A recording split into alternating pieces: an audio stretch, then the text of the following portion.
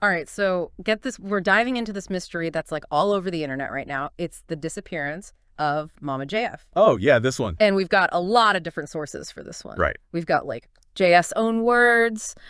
We've got forum discussions. We've got news articles, the whole 9 yards. Yeah. Ready to unpack this? Absolutely. This is a wild one. It's like a tangled web. The more you pull on it, the more tangled it gets. Exactly. So we're talking about JF Gariepy, the Quebecois podcaster, Yeah. known for his, shall we say, unique opinions. Yeah. And then there's Mama JF, Elora Patoine, his partner, who vanished in June of 2023. Yeah, and what makes this so interesting, I think, is that Mama JF reportedly has a history of like taking off on these adventures, you know? Okay. And then JF's reaction to her disappearance has been So unusual. interesting. Let's just say interesting. Okay, hold on. You're going to have to elaborate on that. What kind of adventures are we talking, and how has JF's reaction been different? Sure. So we're talking about a woman who, at just 19 years old, backpacked solo through Europe and North Africa, just relying on street music and like the kindness of strangers. Wow. And there's a video transcript of her talking about it. Really? Totally fearless. You know? Wow. That's a far cry from what some people have said about her, like incapable of taking care of herself. Exactly. Kind of flips the script a little bit. Yeah. And so does this past make it more or less likely that she vanished intentionally? I mean, that's the question, isn't it? Yeah, that's the big question. Yeah. It's really strange to me because, JF claims that he dropped her off at a gas station, and he specifically chose a gas station with surveillance cameras on June 17th, 2023, and then poof, she's gone. Yeah. And then there was silence for months, Yeah. It wasn't until October of 2023 that the RCMP even announced that they were investigating this, and JF finally acknowledged it publicly. It's like he wasn't even fazed by it. Initially, he was just like, oh, Elora wanted a wild off-grid life, and I respect her choice. And he said he wasn't worried because of her past adventures. But then as things started to get a little bit more serious, he started to kind of emphasize his privacy rights and criticizing society's obsession with knowing everyone's location at all times. It just seems off. Right. Well, and it's interesting how his language changes over time. Right. So, for example, you mentioned the family project comment that he uses when he's describing his children. Right. And then also he talks about Elora in the past tense sometimes. Oh, that's chilling. So it's almost like he's dropping these little hints, but then at the same time trying to play it cool. Do you think those shifts in his language are red flags, or is that just his, quirky way of talking? Well, let me just say this. If I was an investigator, I would have my eye on those details. Of course. And you know who else has their eyes peeled? The internet detectives. Oh, yeah. These guys are going through every forum. They're dissecting every word, every action that JF takes. Some are convinced that he did something. Others think it's just JF being JF.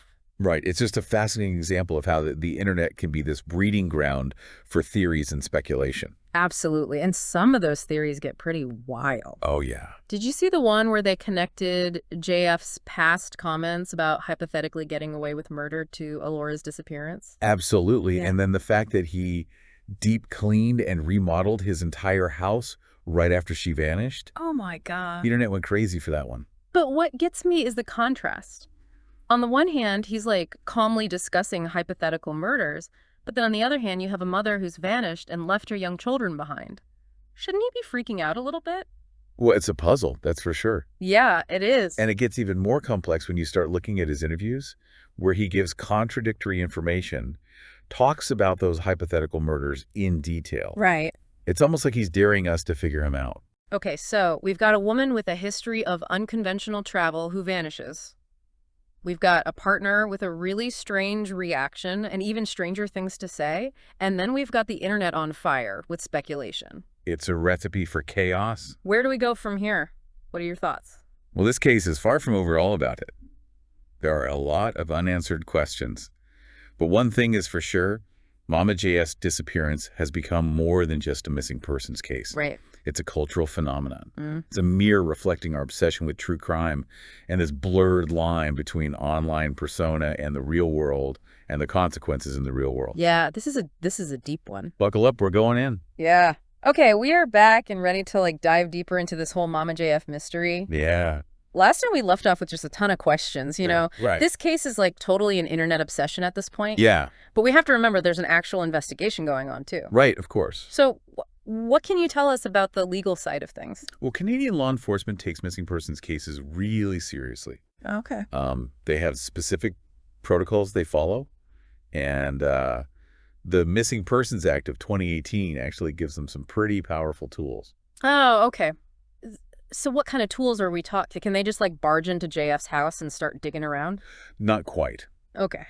They have to follow the law, of course, but they can apply for court orders to access things like phone records or bank statements, travel history. Right. And if they have reasonable suspicion of foul play, you know, Uh-huh. they can get a search warrant for a property. But JF's been pretty vocal about his privacy rights. Doesn't that complicate things?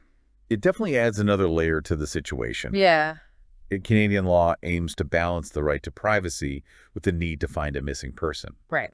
So if a judge believes that those records are crucial to the investigation, they can grant access, even if it means like stepping on someone's privacy a little bit. So JF's insistence on privacy might not actually mean a whole lot if Exactly. investigators think he's involved. Exactly. And then there's the whole risk assessment factor as well. Officers are trained to evaluate how much danger a missing person might be in. Okay. So they consider things like age, health conditions, any history of vulnerability. And in Elora's case, her reported mental state would definitely be a major concern, right? Absolutely. It would ramp up the urgency and give authorities more leeway to pursue leads, even if those leads involve some tough measures. But here's the thing. Even if investigators suspect foul play, and even if they have the legal means to investigate, there are still practical challenges. Oh, totally. Like what? Where time is a huge factor. Oh, of course. The longer someone's missing, the harder it is to find physical evidence. Right. Get reliable witness statements, piece together a timeline. And we have the whole internet frenzy on top of this. People are posting sightings of Elora. They're coming up with these crazy theories. It's got to be like overwhelming for investigators. It's a double-edged sword. Yeah. Sometimes the online buzz can actually generate real leads. Oh. You know, someone might remember something they saw, or a detail from JF's statements could spark a memory that's useful. Right. But it also creates a ton of distractions. Yeah, a ton. Investigators have to sift through mountains of digital noise to find those little nuggets of truth. It's like looking for a needle in a haystack. Exactly. Made of memes and speculation. Exactly. It's wild to think how much impact the internet has on a real-world investigation. Right. But we can't forget about the human element either. Right. JF's personality, his behavior, those weird things he says, it's all part of the puzzle. Absolutely. Let's talk about that. What aspects of JF's psychological profile stand out to you? Well, his apparent lack of concern for Elora is really unsettling. Yeah. I mean, she's the mother of his children, and he's just so calm. Too calm, almost. It's definitely unusual. Yeah. It could point to sociopathic tendencies, but it could also be a way of coping with a really emotionally overwhelming situation. Right. We have to be careful about jumping to conclusions. There's also this, like, controlling vibe I get from him, especially when he talks about women and having kids. Yeah. Like that family project comment, for example. Right. And, you know, he said some pretty disturbing things about like insemination in the past. Yeah, that language is definitely alarming.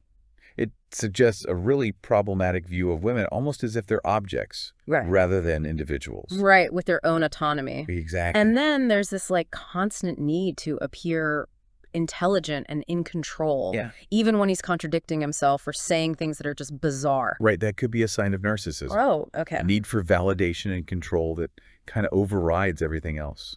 Wow, so if we take all these pieces of the puzzle, his strange behavior, his disturbing comments, his obsession with control, what does it tell us? Yeah. Could we be dealing with a dangerous individual here? It's important to remember we're not qualified to make a diagnosis. Of course. But his behavior and statements definitely raise some serious red flags. Yeah. And those red flags are amplified when you consider his past. Oh, right. There was that court case, wasn't there? Yes, there are actually court documents that reveal a pattern of predatory behavior towards women, particularly those considered vulnerable or intellectually disabled. He was accused of luring a young woman across state lines for sex, if I remember correctly. That's right. The court records paint a disturbing picture of manipulation and disregard for the well-being of others. JF denies the allegations, of course, and claims his ex-wife made the whole thing up. But the fact that this pattern seems to be repeating itself with Elora's disappearance is, well, it's very concerning. Absolutely. Past behavior can be a strong indicator of future actions. Right. The parallels between that court case and Elora's vanishing are hard to ignore. It's chilling to think that someone could use their intelligence and understanding of psychology to manipulate a situation and escape scrutiny. It's definitely a possibility investigators are exploring. But let's not get ahead of ourselves. Elora is still missing, and until we have concrete evidence, we can only speculate. All right, we need to be careful not to jump to conclusions or let the online frenzy cloud our judgments. Speaking of online frenzy, the internet is not letting go of this story anytime soon. The forums are just like a breeding ground for theories, and the lolcow phenomenon has turned this case into sort of like morbid entertainment. That's a disturbing trend, and it highlights the dangers of internet culture's obsession with true crime. Uh-huh. It's easy to forget that there are real people involved in these situations. Elora has become a meme, a subject of jokes and speculation.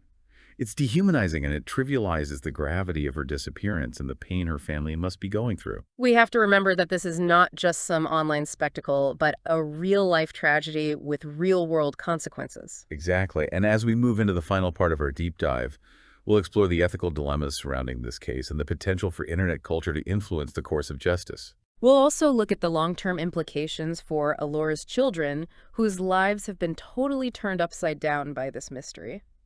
It's a heavy topic, but an important one to discuss. We're back for the final part of our deep dive, Yeah. into Mama JF's disappearance. And we've covered, a lot of ground. Right. We talked about the strange circumstances, JF's behavior, all the legal complexities, the internet's wild theories. Yeah. But I think as we kind of wrap things up here, it's important to step back and consider the bigger picture. Right. This case has really exposed some uncomfortable truths about our digital culture. Totally. We've seen how Elora's story has been twisted and turned into a meme, Yeah. a source of morbid entertainment. Right. And it's a reminder of how quickly we can dehumanize someone online. Especially in these true crime cases. Exactly. It's like everyone just forgets that there's a real family out there dealing with a real tragedy. Right. But, beyond those ethical concerns. I'm also curious about the potential impact that all this online frenzy could have on the actual investigation. Right. Could it actually hinder the pursuit of justice? It's definitely a possibility. Yeah. While the online attention can sometimes help generate leads, like we said, it can also create a lot of noise and misinformation for investigators to have to wade through. Right. Imagine trying to build a solid case while being bombarded with unfounded theories. Right, and Speculation from internet sleuths who think they've cracked the code. It's got to be so frustrating. And, Right. let's be honest, some of those online communities can get really intense. I've seen comments that are just borderline harassment directed at both JF and law enforcement. Right. And that's where the line between genuine interest and harmful interference gets blurred. Yeah. We have to remember that our online actions can have real-world consequences. Of course. Sharing unverified information, spreading rumors, or engaging in harassment can derail an investigation and cause real harm to the people involved. So, what can we do to be more responsible, when we're engaging with this true crime content online? Well, first and foremost, just be critical of the information you come across. Right. Don't take everything you read in a forum or on social media as gospel truth. Always got to consider the source. Exactly. Is it a reputable news outlet, a credible investigator, or just someone with a keyboard and an opinion? Right. And think twice before you share something. Yeah. If you're not sure about the validity of a claim, don't spread it. Yeah. It's better to err on the side of caution than to contribute to this whirlwind of misinformation. It's about finding that balance, between our fascination with these mysteries and our responsibility to make sure that justice is pursued ethically and responsibly. Exactly. But speaking of justice, where do things stand now? Elora is still missing. Right. No charges have been filed against JF, and the internet is still just buzzing with theories. Right. So what would it take for charges to actually be brought against JF? What kind of evidence would they need? Well, it depends on the specific charges. Correct. If investigators believe that JF is responsible for Elora's death, they would need to prove beyond a reasonable doubt that he committed murder. That sounds like a pretty high bar to clear. Yeah, what kind of evidence would they need to prove something like that? I don't know. They would need substantial evidence. Things like DNA, a murder weapon, or Elora's remains. Right. Physical evidence is crucial in a case like this. But what if there's no physical evidence? Could JF still be charged with something? Potentially even without direct evidence of murder, he could be charged with lesser offenses like manslaughter or criminal negligence causing death. But wouldn't that be really hard to prove in It court? would definitely be challenging, but not impossible. Okay. In those cases, prosecutors would have to rely really heavily on circumstantial evidence, Uh-huh. witness testimony, and a deep understanding of JF's psychological profile to build their case. Wow. It's a really complicated legal landscape. It is. And the outcome of this case is still so uncertain. Yeah, But one thing's for sure, the disappearance of Mama JF has raised so many important questions. absolute. It's really exposed these like blurred lines between our online lives and their real world consequences. Right. We've seen the power of the internet to amplify speculation and misinformation. Yeah. And we've been forced to confront some ethical dilemmas about how we engage with these true crime stories. As we wrap up this deep dive, we're left with so many unanswered questions and a sense that the full story is far from over. Right. But while we wait for answers, I think it's crucial to remember the human cost of this tragedy. Of course. A woman is missing, children without their mother, and a family is left grappling with unimaginable pain. Yeah. This isn't just an internet mystery, it's a real-life story with lasting consequences, and that's something that I think we all need to keep in mind as we navigate, this world of online information and true crime fascination. Absolutely. Thanks for joining us on this journey. Yeah, this was a wild one. We'll continue to follow this case and provide updates as they unfold.